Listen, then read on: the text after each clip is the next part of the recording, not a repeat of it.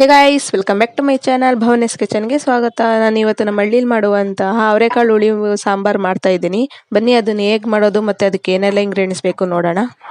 ಮೊದಲಿಗೆ ಅವರೆಕಾಳು 1 ಕಪ್, ತೆಂಗಿನಕಾಯಿ 1 ಕಪ್, ಟೊಮೆಟೊ 5, ಈರುಳ್ಳಿ 1, ಗೆಡ್ಡೆ 1, ಸಾಂಬಾರ್ ಪೌಡರ್ 2 ಟೇಬಲ್ ಸ್ಪೂನ್, ಹುಣಸೆ ಹಣ್ಣು, ಒಗ್ಗರಣೆಗೆ ಸಾಸಿವೆ, ಒಣಮೆಣಸಿನ್ಕಾಯಿ, ಬೆಳ್ಳುಳ್ಳಿ, ಕರಿಬೇವಿನ ಎಲೆ, ರುಚಿಗೆ ತಕ್ಕಷ್ಟು ಉಪ್ಪು ಮತ್ತು ಎಣ್ಣೆ.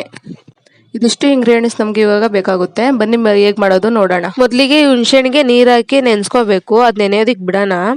ಇನ್ನೊಂದು ಕಡೆ ಒಂದು ಜಾರ್ ತಗೊಂಡು ಅದಕ್ಕೆ ತೆಂಗಿನಕಾಯಿ ತುರಿ, ಈರುಳ್ಳಿ, ಟೊಮ್ಯಾಟೊ, ಸಾಂಬಾರ್ ಪೌಡರ್ ಎಲ್ಲನೂ ಹಾಕಿ ಸ್ವಲ್ಪ ನೀರು ಹಾಕ್ಕೊಂಡು ರುಬ್ಕೋಬೇಕು.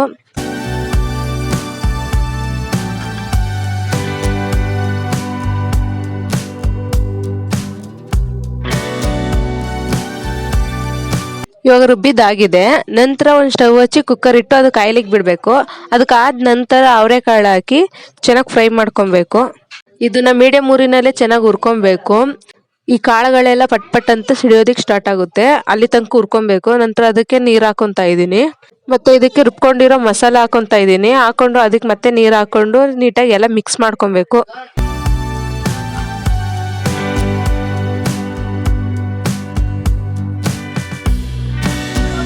ನಂತರ ಇದಕ್ಕೆ ಆಲೂಗೆಡ್ಡೆ ಮತ್ತೆ ಹುಣಸೆ ಹಣ್ಣಿನ ನೀರು ಹಾಕೊತಾ ಇದ್ದೀನಿ. ಬೇಕಿದ್ರೆ ನೀವು ಇದಕ್ಕೆ ಬದನೆಕಾಯಿನೂ ಹಾಕೊಬೋದು, ತುಂಬಾ ರುಚಿಯಾಗಿರುತ್ತೆ. ಬೇಡ ಅಂದ್ರೆ ಸ್ಕಿಪ್ ಮಾಡ್ಕೊಬೋದು. ನಂತರ ಇದಕ್ಕೆ ರುಚಿ ಹಾಕೊತಾ ಇದ್ದೀನಿ 2 ಟೇಬಲ್ ಸ್ಪೂನ್.